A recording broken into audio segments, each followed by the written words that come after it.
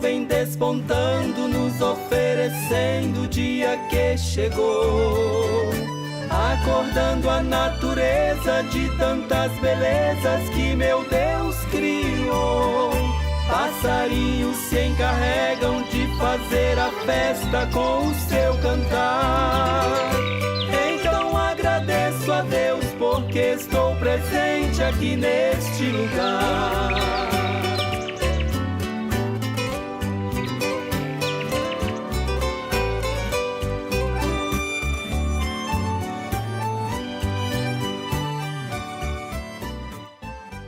Bom dia, Pastor Mauro, bom dia a toda a igreja, bom dia a todos que nos acompanham diariamente neste canal. Se você deseja deixar o seu testemunho ou pedido de oração, estamos deixando disponível um link aqui na descrição deste culto doméstico. Ou você pode entrar em contato com o Pastor Cleudson neste número, 62 999 09 59 46, que será enviado o link. Convidamos a você a assistir todos os nossos cultos domésticos que é apresentado neste canal às 5 horas da manhã, de segunda a sábado. Temos cultos às quartas e sexta-feira, com início às 18h30, no domingo às 8 horas e 18 horas. E agora vamos continuar sendo muito abençoados com a palavra do Pastor Mauro. Deus abençoe.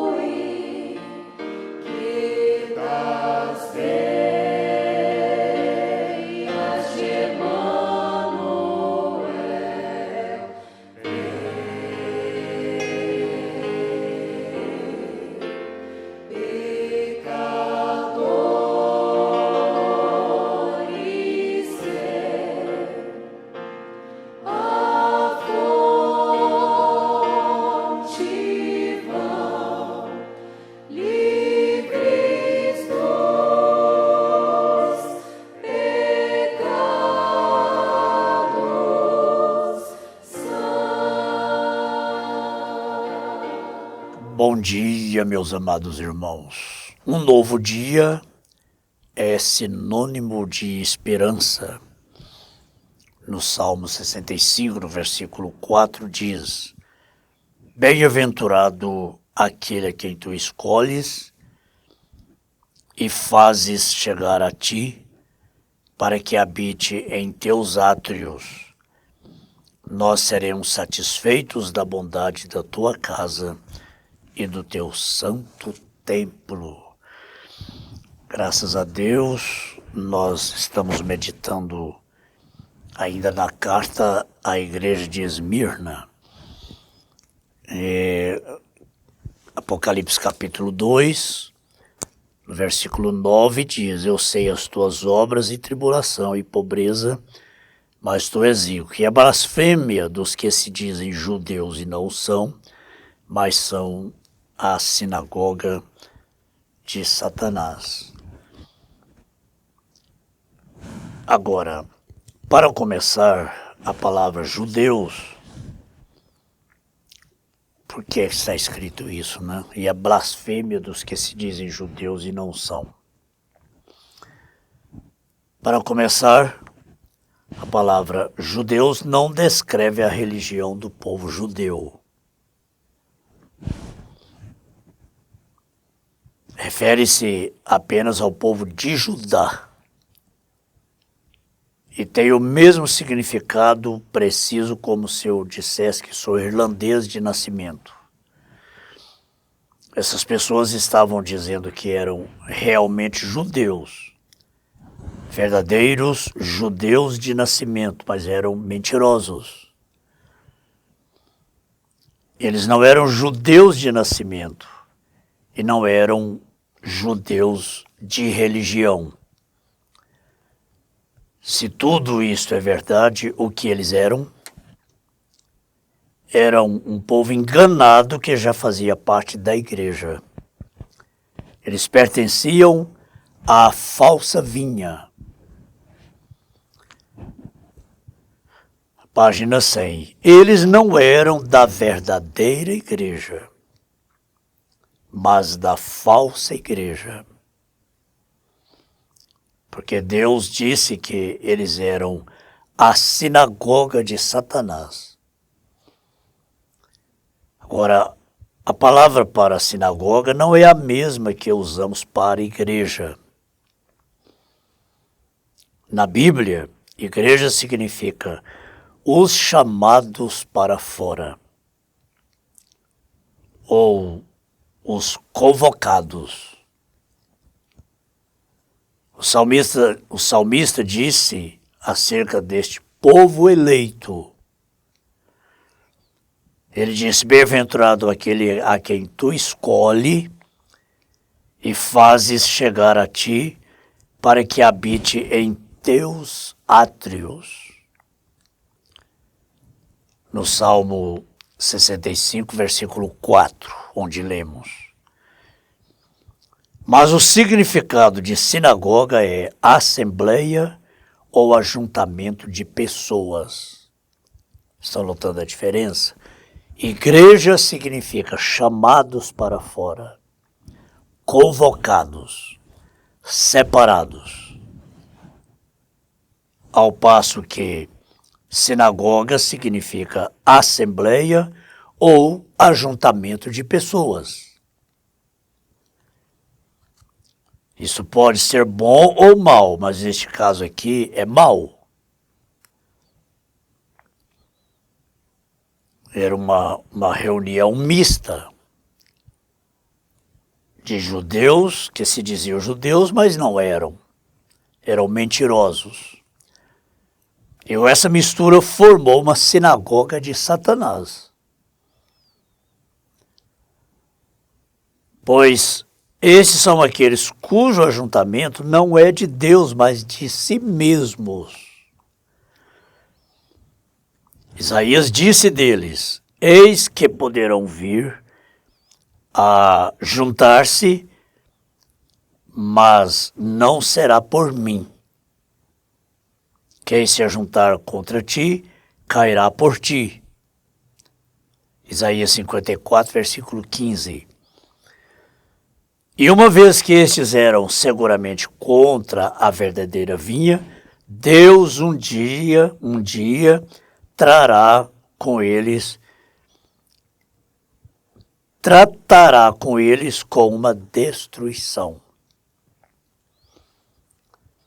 Eu estou apresentando para os irmãos agora não a interpretação de Apocalipse 2:9, mas é a revelação. Não é a minha interpretação. Agora, por que temos um povo misto na estrutura da igreja e chamando-se judeus? Porque temos um povo misto na estrutura da igreja e chamando-se judeus? A razão é esta: uma vez que eram mentirosos, eles podiam fazer qualquer alegação que quisessem. Como se diz, uma narrativa, né? Narrativa significa mentira. Uma vez que eram mentirosos, eles podiam fazer qualquer narrativa que quisessem, qualquer alegação que quisessem.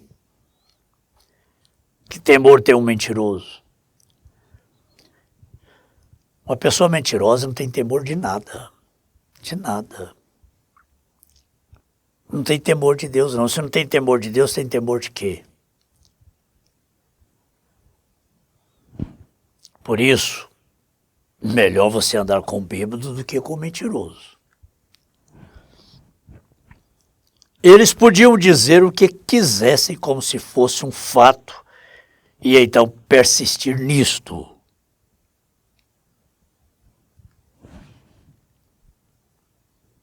como se diz, nada vale o fato, mas a versão que se dá ao fato.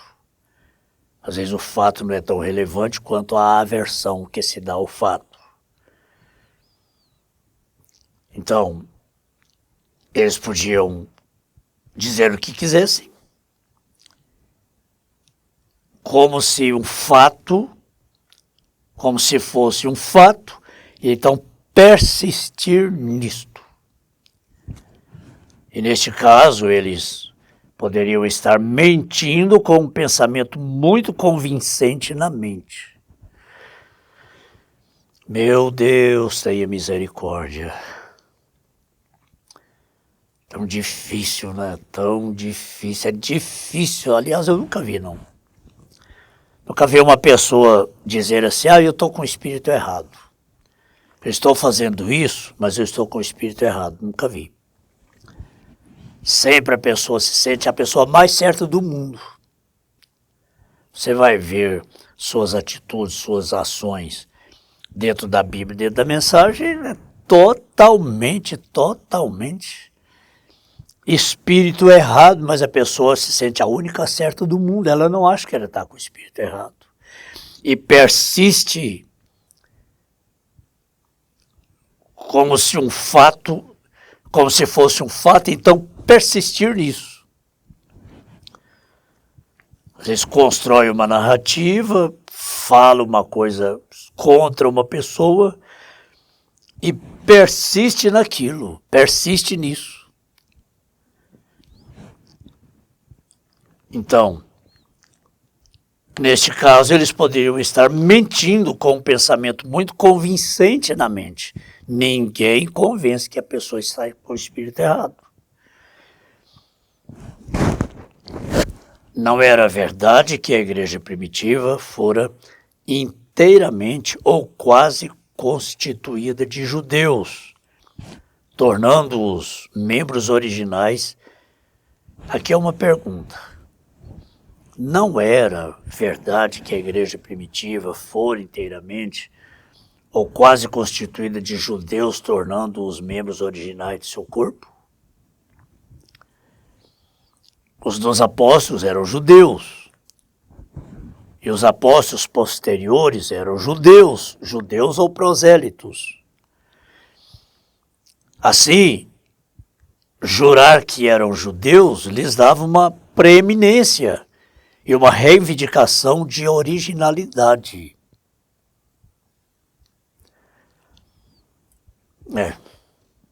Como hoje, né? Cada grupo diz, somos a igreja original. Somos a igreja primitiva. Somos a primeira igreja, a igreja original. E assim, jurar que eram judeus lhes dava uma preeminência. Uma reivindicação de originalidade. Olha que advertência aqui, irmãos. Diga uma mentira, persista nela, esqueça fato ou história. Apenas diga e continue dizendo às pessoas, e dentro em breve as pessoas a receberão como verdade.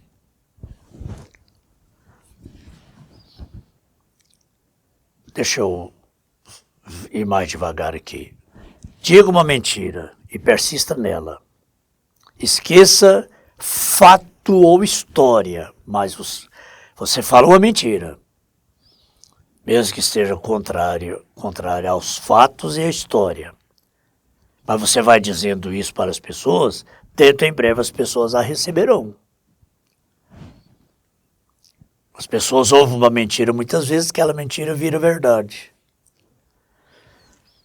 Agora você captou algo aí? Não é isso o mesmo espírito exatamente na igreja hoje? Está vendo? O Espírito Santo, através deste mensageiro, traz um fato histórico lá dos primeiros séculos. 170, 312, né, por aí, a duração da era de Esmirna. Ele vai lá, depois ele traz para agora. Ele levanta lá um fato histórico, bíblico, história bíblica, história verdadeira. E logo ele diz, e hoje? Traz para o hoje. Agora, você captou algo aí? Não é este o mesmo espírito exatamente na igreja hoje? Não há um grupo que alega ser a igreja original e verdadeira e que a salvação encontra-se somente nela? Se não for da nossa igreja, está tudo perdido. É o que todo mundo alega, né? Se não pertencerá à nossa igreja, está perdido, vai para o inferno. Não é de Deus, não vai para o céu. Não há um grupo que alega ser a igreja original e verdadeira e que a salvação encontra-se somente nela? Não alegam eles que têm as chaves do reino, as quais receberam de Pedro?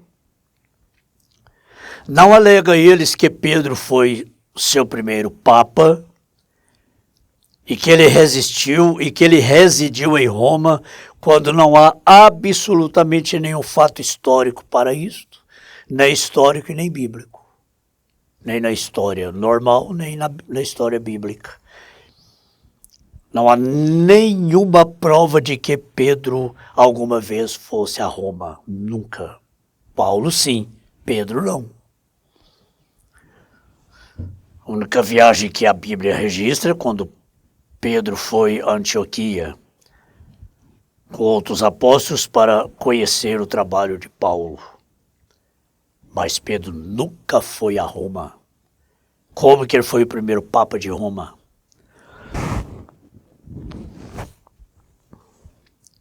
E mesmo seus adeptos mais educados e instruídos creem nisto.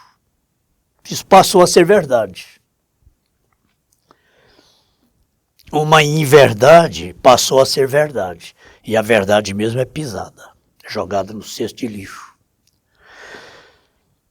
Um dia, conversando com um fiel, muito devoto, afirmando que Pedro foi o primeiro papa. Nada o convencia. E eu disse para ele, tá bom, eu vou concordar com o senhor. Eu vou concordar com o senhor que Pedro, o apóstolo, foi o primeiro papa de Roma. Então, se ele foi o primeiro papa, ele foi nosso ancestral, ele foi o nosso pai, né? Foi um pai, um ancestral. Então, vou concordar com o senhor. Vamos aceitá-lo como o primeiro papa de Roma. Então vamos obedecer o que o Papa Pedro deixou escrito, a começar de Atos 2:38. Vamos obedecer ao pé da letra, que se foi o primeiro Papa, ele foi a base da igreja, então é necessário obedecermos o que ele ensinou. Então vamos batizar as pessoas, vamos ser batizados no nome de Jesus Cristo, conforme ele fez em Atos 2:38. Vamos ler as suas epístolas, vamos obedecer, vamos pegar agora a Bíblia, vamos seguir Pedro, e vamos praticar o que ele praticou. Aquele fiel disse para mim assim, pastor, você segue o seu caminho, eu sigo o meu. Pronto, não vamos conversar mais. Pois é, mas as inverdades, as mentiras durante todos os séculos nunca virou verdade para os verdadeiros crentes, não. Nunca. Nunca.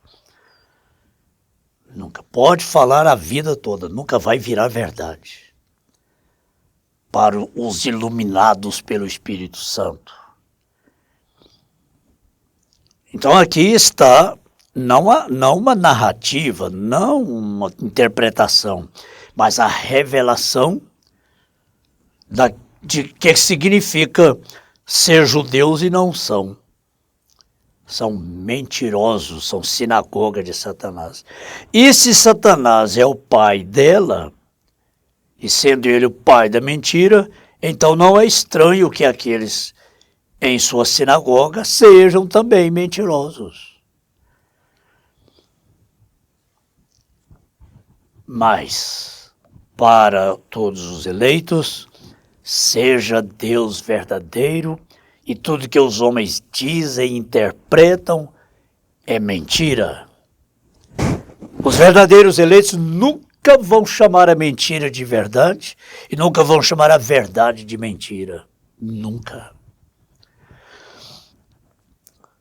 Porque os eleitos são iluminados pelo Espírito Santo.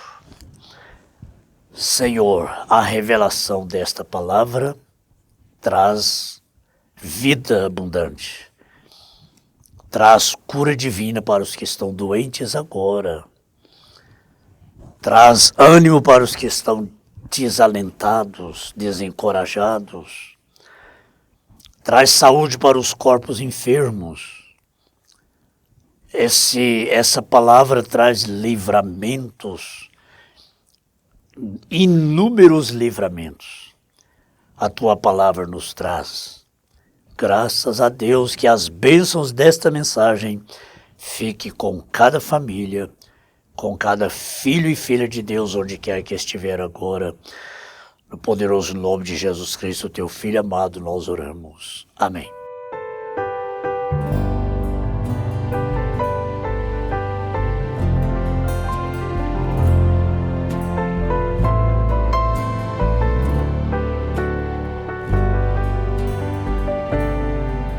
Nem a morte, nem a vida, principados e poderes poderão me separar do amor de Deus.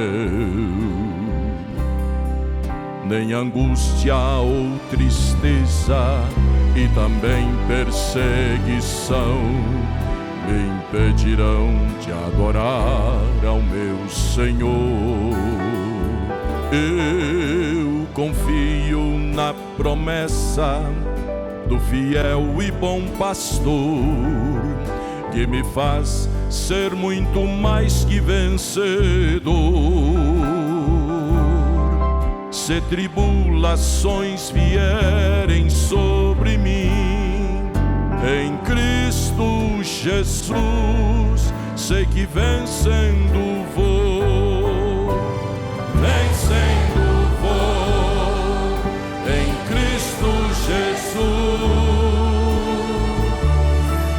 Nada vai roubar a minha fé e me fazer parar. Vencendo vou e não temerei, pois em Cristo eu sou mais que vencedor.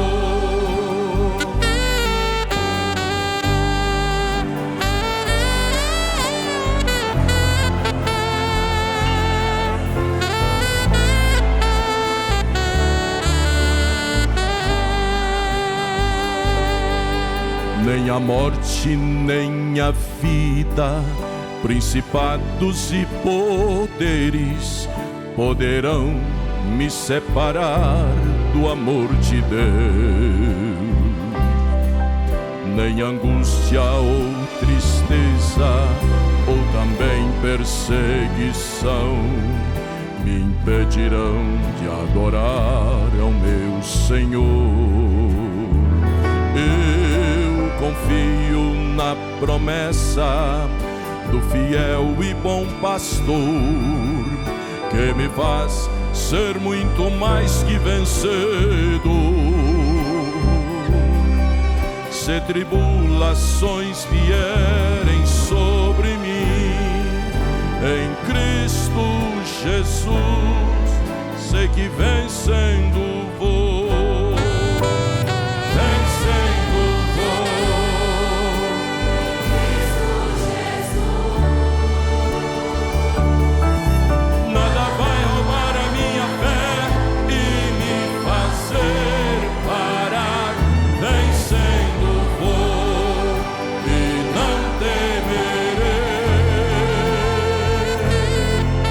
Pois em Cristo eu sou mais que vencedor.